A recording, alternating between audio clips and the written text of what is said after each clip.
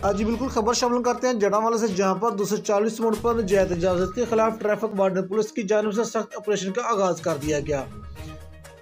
तमाम रोड्स को नाजायज इजाजत और कब्जा माफिया से खाली करवाने के बाद वार्निंग जारी कर दी गई है कि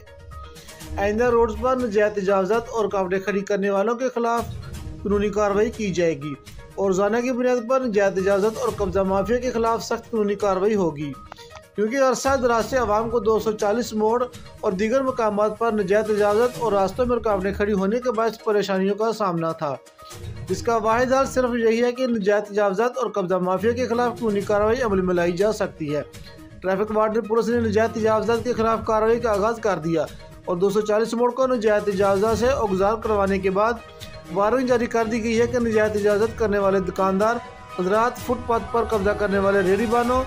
झापड़ी फरोशों के खिलाफ सख्त कानूनी कार्रवाई अमल में लाई जाएगी। ट्रैफिक वार्डन पुलिस के इस इक़दाम को अवाम ने भरपूर सराहा। शहरियों का कहना है कि 240 मोड़ पर नाजायज इजाजत का खात्मा वक्त की अहम तरीन जरूरत थी। कैमरामैन टीम के साथ मियां आबिद हुसैन, फास्ट 92 न्यूज़, जड़ावाला।